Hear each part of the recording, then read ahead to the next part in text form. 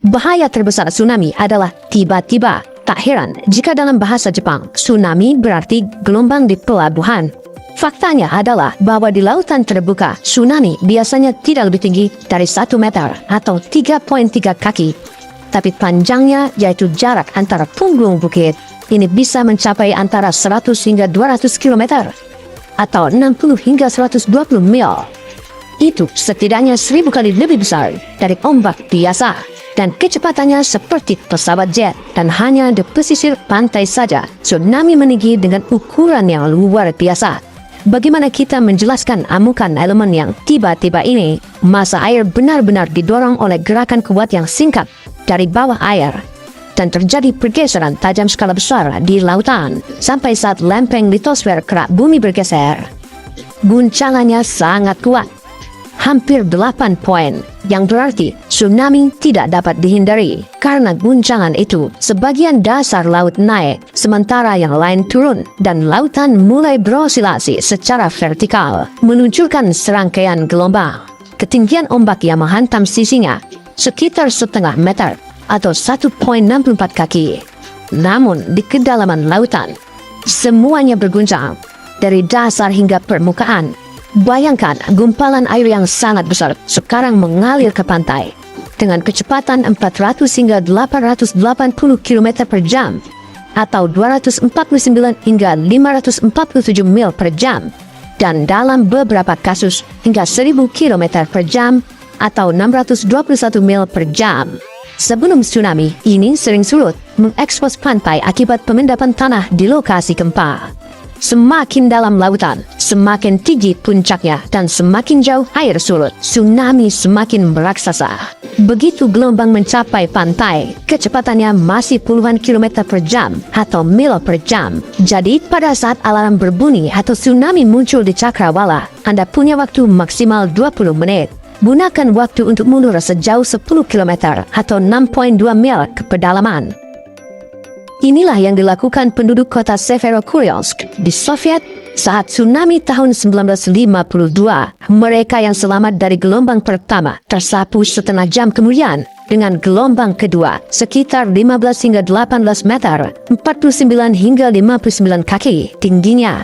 Itu bukan tidak lazim. Ada beberapa gelombang, dan yang pertama tidak selalu yang terbesar. Yang berikutnya mungkin tidak akan datang selama 2 hingga 3 jam dan tidak akan menemui hambatan apapun. Gelombang pertama mengosongkan jalan, menghanyutkan mobil, pohon, dan properti bersamanya. Yang kedua menghanyutkan kembali semuanya, menghancurkan bangunan dan apapun yang menghalangi jalannya.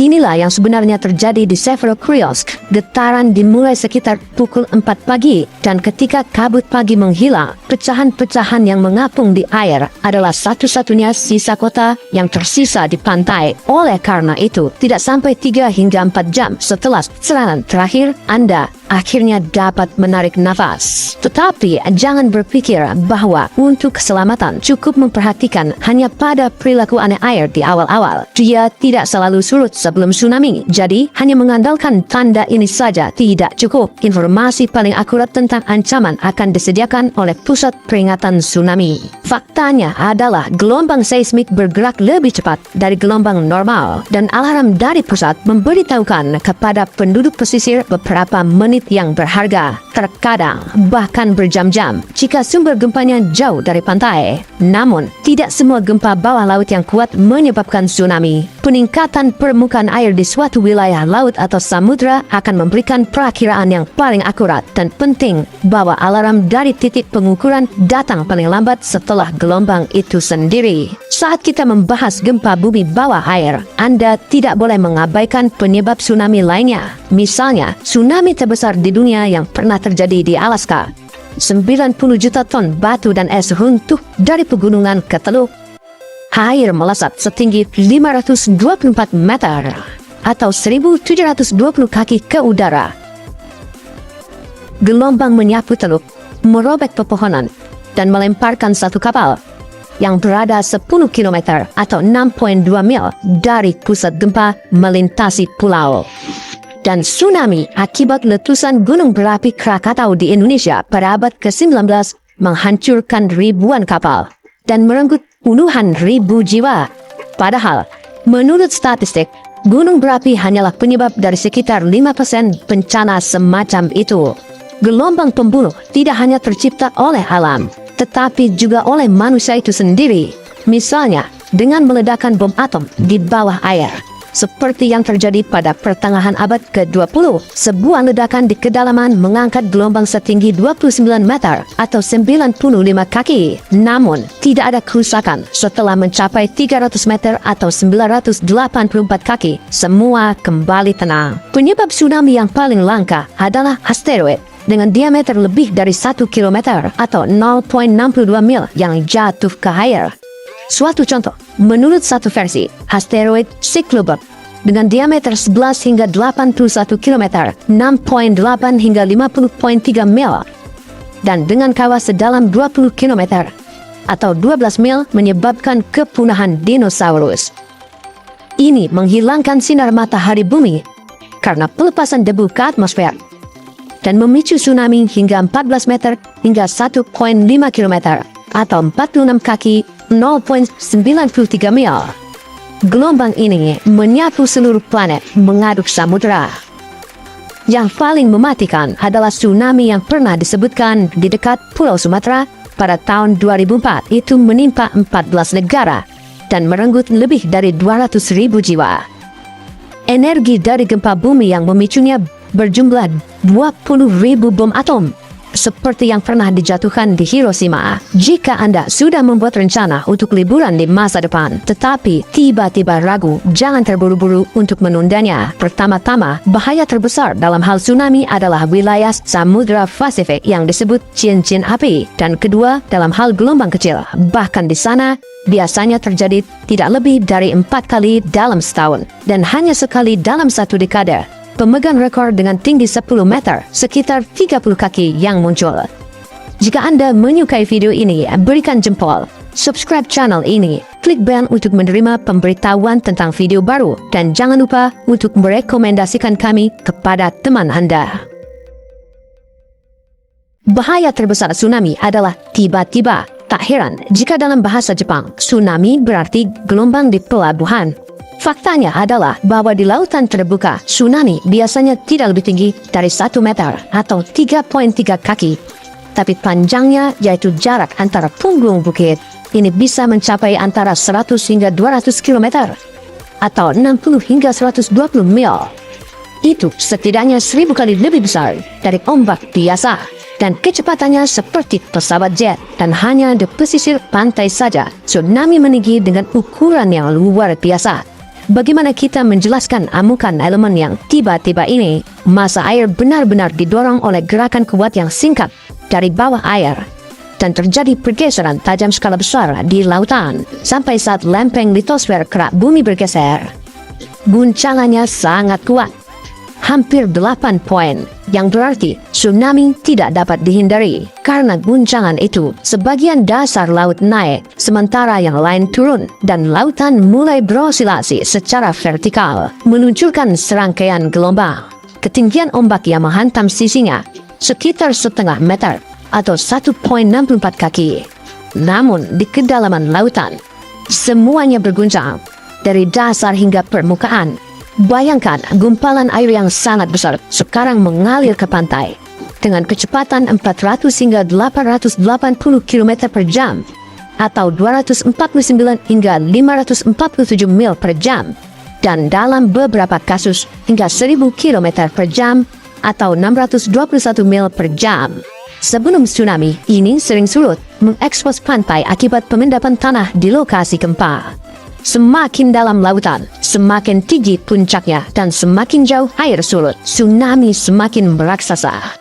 Begitu gelombang mencapai pantai, kecepatannya masih puluhan kilometer per jam atau mil per jam. Jadi pada saat alarm berbunyi atau tsunami muncul di cakrawala, Anda punya waktu maksimal 20 menit. Gunakan waktu untuk mundur sejauh 10 km atau 6,2 mil ke pedalaman. Inilah yang dilakukan penduduk kota Severokurilovsk di Soviet saat tsunami tahun 1952. Mereka yang selamat dari gelombang pertama tersapu setengah jam kemudian dengan gelombang kedua sekitar 15 hingga 18 meter, 49 hingga 59 kaki tingginya. Itu bukan tidak lazim. Ada beberapa gelombang dan yang pertama tidak selalu yang terbesar. Yang berikutnya mungkin tidak akan datang selama 2 hingga 3 jam dan tidak akan menemui hambatan apapun. Gelombang pertama mengosongkan jalan, menghanyutkan mobil, pohon, dan properti bersamanya. Yang kedua menghanyutkan kembali semuanya, menghancurkan bangunan dan apapun yang menghalangi jalannya. Inilah yang sebenarnya terjadi di Severokryotsk. Getaran dimulai sekitar pukul 4 pagi dan ketika kabut pagi menghilang, pecahan-pecahan yang mengapung di air adalah satu-satunya sisa kota yang tersisa di pantai. Oleh karena itu, tidak sampai 3 hingga 4 jam setelah serangan terakhir, Anda akhirnya dapat menarik nafas. Tetapi jangan berpikir bahwa untuk keselamatan cukup memperhatikan hanya pada perilaku aneh air di awal-awal. Dia tidak selalu surut sebelum tsunami, jadi hanya mengandalkan tanda ini saja tidak cukup. Informasi paling akurat tentang ancaman akan disediakan oleh Pusat Peringatan Tsunami. Faktanya adalah gelombang seismik bergerak lebih cepat dari gelombang normal dan alarm dari pusat memberitahukan kepada penduduk pesisir beberapa menit yang berharga, terkadang bahkan berjam-jam jika sumber gempanya jauh dari pantai. Namun, tidak semua gempa bawah laut yang kuat menyebabkan tsunami. Peningkatan permukaan air di suatu wilayah laut atau samudra akan memberikan perakiraan yang paling akurat dan penting bahwa alarm dari titik pengukuran datang paling lambat setelah gelombang itu sendiri. Saat kita membahas gempa bumi bawah air, Anda tidak boleh mengabaikan penyebab tsunami lainnya. Misalnya, tsunami terbesar di dunia yang pernah terjadi di Alaska. 90 juta ton batu dan es runtuh dari pegunungan ke teluk. Air melesat setinggi 524 meter atau 1720 kaki ke udara.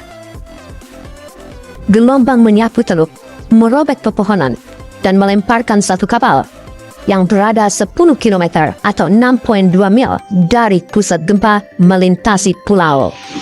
Dan tsunami akibat letusan gunung berapi Krakatau di Indonesia pada abad ke-19 menghancurkan ribuan kapal dan merenggut puluhan ribu jiwa. Padahal, menurut statistik, gunung berapi hanyalah penyebab dari sekitar 5% bencana semacam itu. Gelombang pembunuh tidak hanya tercipta oleh alam, tetapi juga oleh manusia itu sendiri. Misalnya, dengan meledakan bom atom di bawah air. Seperti yang terjadi pada pertengahan abad ke-20, sebuah ledakan di kedalaman mengangkat gelombang setinggi 29 meter atau 95 kaki. Namun, tidak ada kerusakan setelah mencapai 300 meter atau 984 kaki. Semua kembali tenang. Penyebab tsunami yang paling langka adalah asteroid dengan diameter lebih dari 1 km atau 0,62 mil yang jatuh ke air. Suatu contoh, menurut satu versi, asteroid Cyclobot dengan diameter 11 hingga 81 km, 6,8 hingga 50,3 mil, dan dengan kawah sedalam 20 km atau 12 mil menyebabkan kepunahan dinosaurus. Ini menghilangkan sinar matahari bumi karena pelepasan debu ke atmosfer dan memicu tsunami hingga 14 meter hingga 1,5 km atau 46 kaki 0,93 mil. Gelombang ini menyapu seluruh planet mengaduk samudera. Yang paling mematikan adalah tsunami yang pernah disebutkan di dekat Pulau Sumatera pada tahun 2004. Itu menimpa 14 negara dan merenggut lebih dari 200.000 jiwa. Energi dari gempa bumi yang memicunya berjumlah 20.000 bom atom, seperti yang pernah dijatuhkan di Hiroshima. Jika Anda sudah membuat rencana untuk liburan di masa depan, tetapi tiba-tiba ragu, jangan terburu-buru untuk menundanya. Pertama-tama, bahaya terbesar dalam hal tsunami adalah wilayah Samudra Pasifik yang disebut cincin api. Dan kedua, dalam hal gelombang kecil, bahkan di sana, biasanya terjadi tidak lebih dari 4 kali dalam setahun, dan hanya sekali dalam 1 dekade. Pemegang rekor dengan tinggi 10 meter, sekitar 30 kaki yang muncul. Jika Anda menyukai video ini, berikan jempol, subscribe channel ini, klik bell untuk menerima pemberitahuan tentang video baru, dan jangan lupa untuk merekomendasikan kami kepada teman Anda.